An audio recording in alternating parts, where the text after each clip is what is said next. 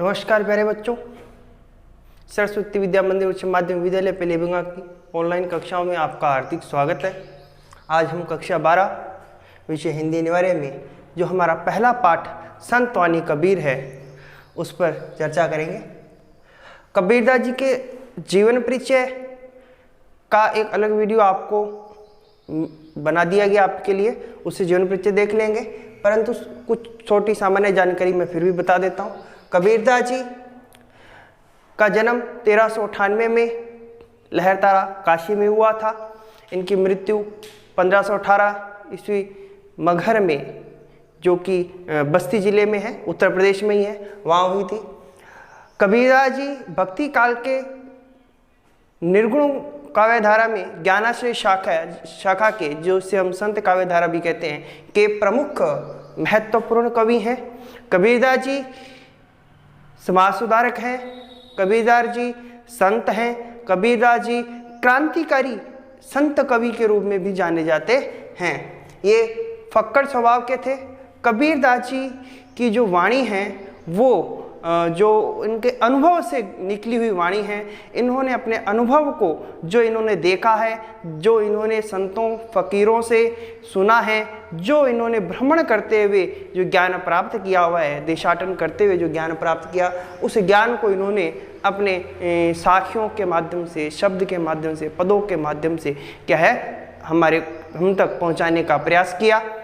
कबीरदास जी की वाणी है, उसको हजारी प्रसाद द्विवेदी जी ने भाषा का डिक्टेटर कहा है कि भाषा पर जितनी पकड़ इनकी है। ये अत्यधिक प्रतिभाशाली थे, ये अनपढ़ थे।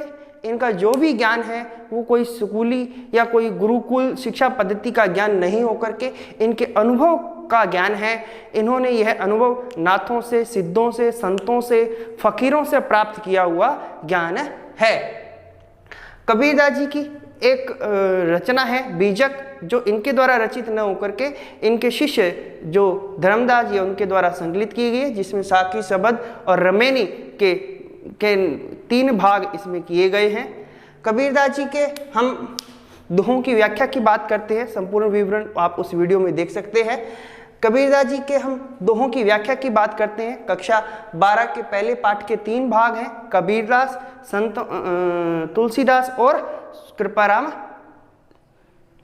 जी खिड़िया। तो हम आज कबीरदास जी के जो 7 दोहे हैं, जो 7 साखियां यहाँ लगती हैं, उनका अध्ययन करेंगे। इसमें इन 7 दोहों के माध्यम से कबीरदास जी ने सदाचार और जीवन मूल्यों की प्रेरणा हम लोगों को प्रदान की है। हमारा सबसे पहला जो दोहा है वो त्याग की महिमा को बताता है। कबीरदास जी कहते हैं, त्याग तो ऐसा कीजिए सब कुछ एक ही बार, सब प्रभु का मेरा नहीं निश्चय किया विचार। त्याग तो ऐसा कीजिए। कबीरदास जी त्याग की महत्व बताइए कि जो हमारा मनुष्य जीवन है ये हमारा है और इस मनुष्य जीवन का जो उद्देश्य वो परमात्मा की प्राप्ति है। तब वो कहते हैं कि संसार में जो भी वस्तुएं हैं वो हमारी नहीं है, इसलिए वो कहते हैं कि त्याग तो ऐसा कीजिए। त्याग तो ऐसे करना है। कैसे करना है? सब कुछ एक ही बार, सब कुछ एक बार में छोड़ देना है। कहते हैं कि सब प्रभु का मेरा नहीं। ये यहाँ कहा है कि ये जो संसार में जो कुछ भी हमें प्राप्त है वस्तु, वह सारी की सारी किसकी है? सब प्रभु का, सब उस ईश्वर का है। मेरा अर्थात हमारा नहीं है।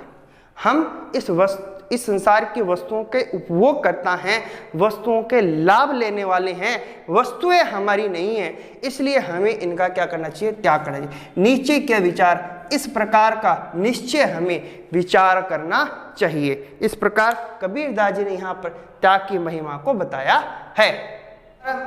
दूसरा दोहा है, सुनिए गुण की बाता ओ गुण लीजे नाही, हंस शीर को गहत है नीर सो त्यागे जाई। सुनिए गुण की बात, गुण की बात, गुण का महत्व। कबीरदास जी ने यहाँ पर हमें नीर शीर विवेकी होने का संदेश दिया। जीवन में गुणों को ग्रहण करने और गुणों को त्याग का संदेश यहाँ पर देने का कार्य किया है।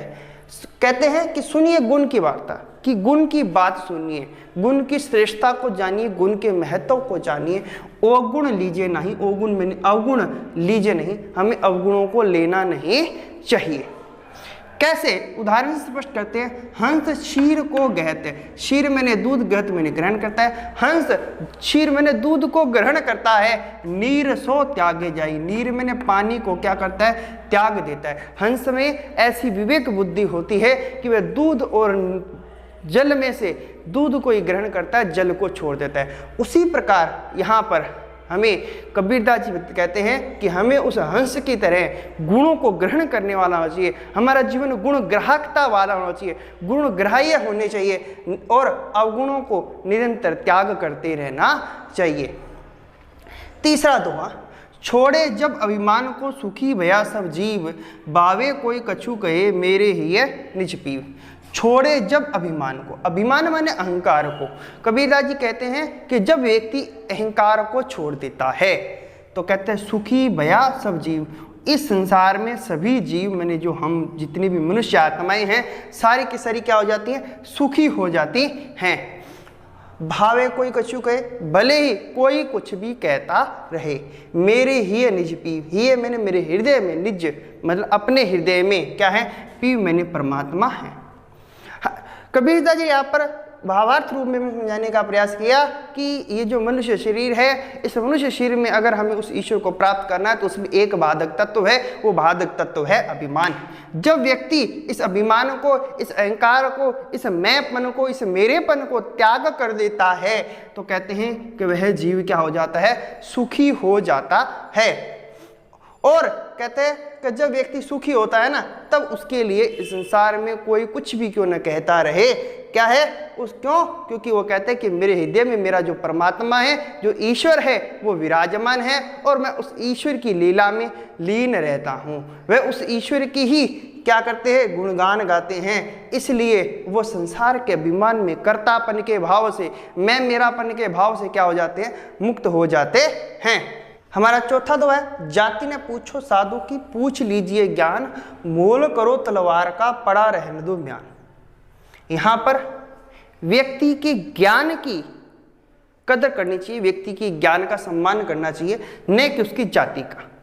कबीरदास जी कहते हैं कि जाति ने पूछो साधु की, किसी साधु, किसी सज्जन, किसी संत व्यक्ति की कभी भी हमें उससे उसकी जाति नहीं पूछना ही चाहिए कि वह किस जाति से है। पूछ लीजिए ज्ञान, अगर आपको पूछना ही है, उसके विषय में कुछ जानना है तो आप उसके ज्ञान के बारे में पूछो भी, उसे ज्ञान कितना है। कहने का अभिप्राय यहाँ पर स्पष्ट करते हैं वो किससे? तलवार से। कहते हैं कि मोल करो तलवार का। क्या? अगर हमें मूल्य आंकना ही है, अगर हमें वस्तु का आंकलन करना है तो कहते हैं यहाँ पर कि अगर हमें मोल करना है तो यहाँ पर तलवार का करो। क्या करने दो? पड़ा रहने दो म्यान। म्यान को माने उसका बाहरी जो कवर होता है जिसमें म्यान रखी जाती है, कहते हैं हमें उसके म्यान का आंकलन नहीं करना, म्यान के मूल्यों का आंकलन नहीं करना, बल्कि हमें उसके अंदर जो तलवार है उस तलवार को देखना है कि उसकी धार तीखी है या नहीं, वह चमकदार है या नहीं, वह जंग से युक्त तो नहीं है कहीं। उसी प्रकार व्यक्ति किस जाति से है इससे हमें मतलब नहीं होना चाहिए। हमें यह पता होना चाहिए कि उस व्यक्ति को कि जो ज्ञान की तलवार है उसकी धार कितनी है, उसके ज्ञान में चमक कितनी है, उसका ज्ञान कहीं जंग से युक्त तो नहीं है। कहने का अभिप्राय तलवार का मतलब ज्ञान से दिया, म्यान का मतलब जाति से दिया कि बाहरी आवरण हमारा कैसा हो, सुंदर हो या हमारी जाति कैसी है उस पर हमें ध्यान नहीं देना। हमें तो व्यक्ति के ज्ञान की कदर करनी है, उसके ज्ञान का मूल्य आंकलन करना चाहिए। हमारा पांचवा दोहा है, संगत कीजिए साधु की, कभी न निष्फल होए, लोहा पारस परसते सो भी कंचन होए। यहाँ पर संगति के महत्व को कबीरदास जी ने बताया है। कहते हैं कि संगत कीजिए साधु की। क्या संगत मैंने अगर हमें किसी के साथ रहना है तो हमें साधु मैंने सज्जन व्यक्ति, सज्जन जो पुरुष होते हैं उनका साथ करना चाहिए, कभी न निष्फल होए। और उनका साथ कभी भी निष्फल अर्थात फल से हीन नहीं होता। हमें उन सज्जन व्यक्तियों की संगति का सदैव फल मिलता है। तब वो कहते हैं लोहा पारस परसते सो भी कंचन होए। लोहा पारस मैंने पारस मणि होता है, एक ऐसा पत्थर है, परस जिससे क्या होता है सोना बन जाता है। लोहा होता है वह क्या बन जाता है? सोना बन जाता है। लोहा पारस परस से, लोहा पारस मणि पत्थर के परस मैंने स्पर्श से सो भी कंचन होए, कंचन मैंने सोना हो जाता है। संगति के महत्व को समझाते हुए कह रहे हैं कि जिस प्रकार एक लोहा है वह अगर पारस मणि का स्पर्श प्राप्त कर लेता है तो क्या बन जाता है, कंचन सोने के समान बन जाता है। उसी प्रकार हमें सज्जन व्यक्तियों की क्या करनी चाहिए, सत्पुरुषों की, महान संतों की संगति, उनका लाभ प्राप्त करना चाहिए। उनके साथ रहने से हमारा कभी भी क्या नहीं होगा, बुरा नहीं होगा, अहित नहीं होगा। वो हमारे लिए हमेशा क्या रहेंगे, फलदायी ही रहेंगे। हमारा छठा दो है, मारिये आशा सापनी जिन डसिया संसार ताकि औषध तोष है ये गुरु मंत्र विचार। मारिये मैंने मारना, आशा मैंने आशा, कैसी आशा, हमारी बुरी इच्छाएं, सापनी हमें, सापनी मैंने सरपिरी, हमें बुरी इच्छाओं रूपी इस आशा को, दुराशा को क्या करना है, मारना है। जिन डसिया संसार, जिसने डस रखा है, माने जिसने अपना जहर फैला रखा है, कहां पर, इस संसार में।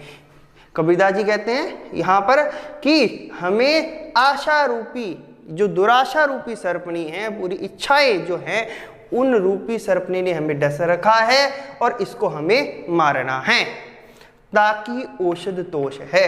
अब इसका उपाय भी कबीरदास जी स्वयं बताते हैं कि औषध मैंने उसकी दवा है, वो क्या है, तो कहते हैं तोष मन संतोष है।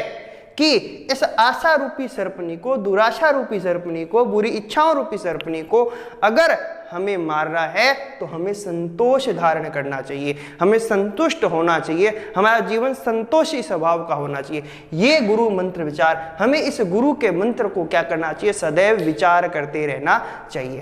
कहने का आशय, इस संसार में वर्तमान इस भौतिकतावादी युग के अंतर्गत देखा जाए, इस भौतिकतावादी संस्कृति ने हमारी क्या कर रखा है, इच्छाओं की वृद्धि कर रखी है और इसी इच्छाओं की वृद्धि ने हमें इस संसार में क्या कर रखा है, जकड़ रखा है, पकड़ रखा है। और इस संसार से छूटने का, उस परमात्मा से मिलने का जो माध्यम बनेगा, इस संसार से हम अगर होंगे तो कैसे होंगे, तो कहते हैं ये जो इच्छाएं, बुरी इच्छा रूपी जो सर्पणी है, जब ये मर जाएगी, ये मरेगी कब, तो कहते हैं जब व्यक्ति संतुष्ट हो जाएगा, जब व्यक्ति संतोषी स्वभाव का हो जाएगा, जब व्यक्ति के जीवन में संतोष आ जाएगा, तो वह व्यक्ति क्या होगा, इस दुराशा रूपी सर्पणी को मार देगा। इसलिए यहाँ पर हमें कबीरदास जी संतोषी व्यक्ति जीवन जीने का है संदेश देते हैं।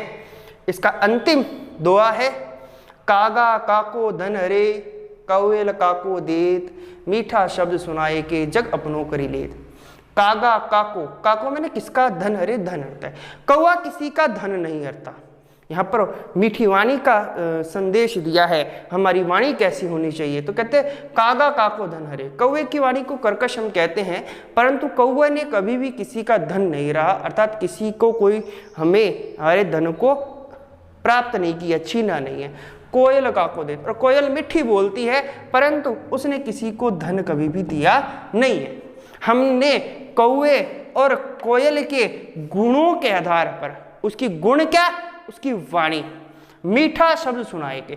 कोयल मीठे शब्द सुनाती है और क्या करती है, हमें अपना बना लेती है, जग अपनों को लेती है, इस संसार के लोगों को क्या कर लेती है, अपना बना लेती है, वह अपनी लगती है। क्योंकि हम कौवे की वाणी को सुनना पसंद नहीं करते, क्योंकि उसकी वाणी कर्कश होती है, कठोर होती है, और वहीं कोयल की वाणी मधुर होती है, कानों को अच्छी लगती है। इसलिए हम कोयल को क्या करते हैं, महत्व देते हैं। ये कोयल का महत्व नहीं है, ना ही कौवे का महत्व है, ये कोयल की वाणी का महत्व है। कहने का अभिप्राय, यहाँ पर कबीरदास जी ने हमें वाणी के महत्व का संदेश दिया है।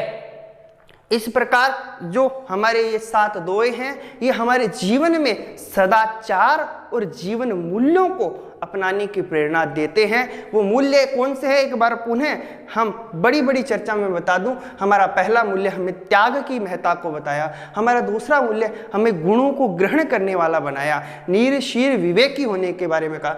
तीसरा कहा अहंकार का त्याग करो, मैं मेरेपन का त्याग करो, अपने कर्तापन का त्याग करना चाहिए। तीसरा का है व्यक्ति की ज्ञान का क्या होना चाहिए, व्यक्ति के ज्ञान की पूछ होनी चाहिए, व्यक्ति के ज्ञान को महत्व देना चाहिए, न कि उसकी जाति को। और चौथा कहा हमें संगति का प्रभाव, सत्संगति का हमें क्या मिलता है, सदैव लाभ मिलता है, वह सत्संगति सदैव ही फलदायी है। फिर कहा कि दुराशा रूपी सर्पणी को क्या करना है, मारना है, और उसकी औषध हमें संतोष, अर्थात हमारा गुण है कि हमें संतोषी बनना चाहिए, इच्छाओं को ज़्यादा पनपने देना नहीं चाहिए। और हमारा अंतिम गुण है कि हमें सदैव मीठी वाणी का प्रयोग करना चाहिए। तो प्यारे बच्चों, ये हमारे संतवाणी पाठ का हमारा अगर मैं कहूँ तो हमारे ये पहला भाग कबीर के 7 दोहे थे, इनको हमने समझा, इसको आप समझें और इसको बार बार याद रखें। जीवन में सदाचार और जीवन मूल्यों की प्रेरणा ये दोहे हमें देते हैं, इन्हें अपने जीवन में धारण करना चाहिए। इसी के साथ धन्यवाद।